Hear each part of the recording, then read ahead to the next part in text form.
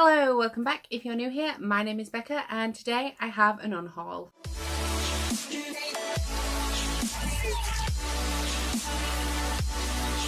So if you watch my big birthday book haul, you will know that I said that I had to unhaul a lot of books to get my new books on my shelves.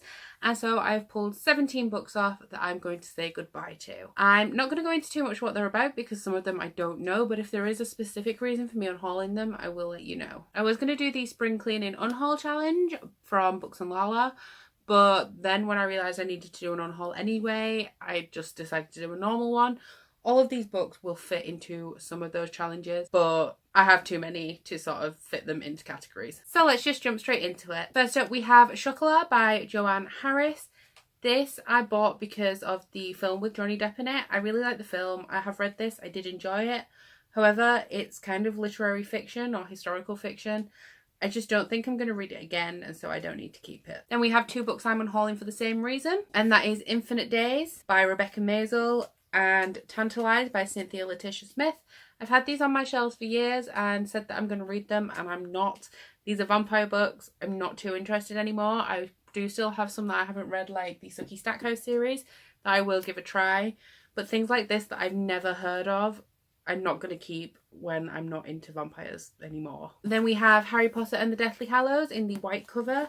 This is crazy tatty, and I was buying these from charity shops with the intention of having a full white set. However, this one is destroyed, so I wouldn't want it anyway, and I have decided to collect the 20th anniversary editions in the Slytherin set instead of these, so I don't need this awful tatty Harry Potter anymore. Then we have a couple of thrillers, and they are The Woman in Cabin 10 by Ruth Ware and The Roanoke Girls by Amy Engel. Hated this one, really liked this one. However, I think I've mentioned before that I'm not going to keep any thrillers that I've read because I don't really feel like they have much reread potential, and so I will be unhauling these two. Next we have Outlander by Diana Gabaldon. The reason I bought this is because I know that Sasha Alsberg loves it. However, I thought it was a fantasy. Then I found out that it was a historical fiction and I'm really not interested.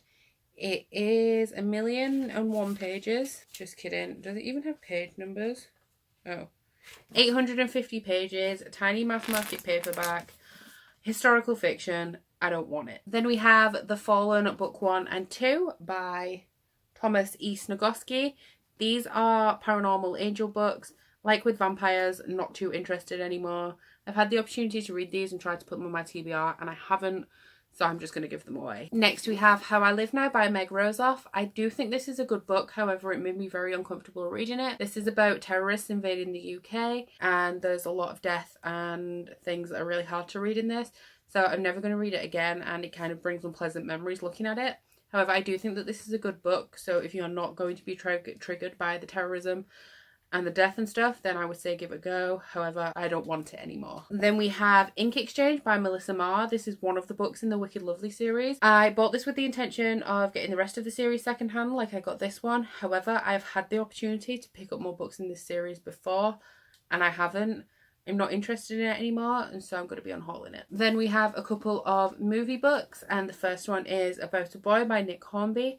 I haven't seen About a Boy, but I believe it's about this guy who ends up having to raise this child, and it's sort of like a comedy because he's like quite childlike himself. However, I'm not interested. The second is The Hours by Michael Cunningham. I bought this when I was going through the phase of buying books that have been adapted into movies. This one I only kept because it's so short. I know it's about Virginia Woolf, but that's all I know and I don't want to read it. Then we have The Miniaturist by Jessie Burton. I think I had this on my TBR for 3 consecutive months.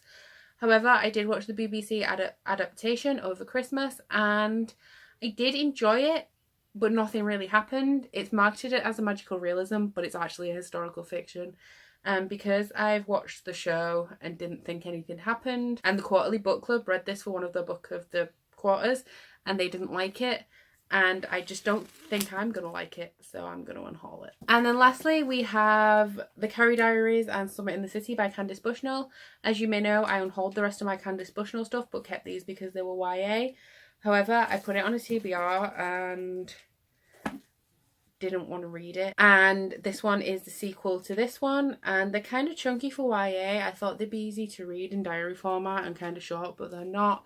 And I don't think I really want to devote the time to these books when I read Sex and the City and didn't like it. So that's everything for my unhaul. I hope you have liked it. Please let me know what you think about any of these books that I'm donating.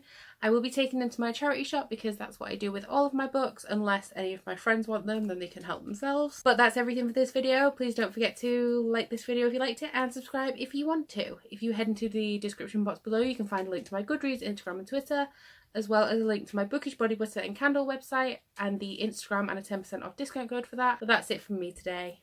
Bye! Cat's being really weird. I thought he was a crow.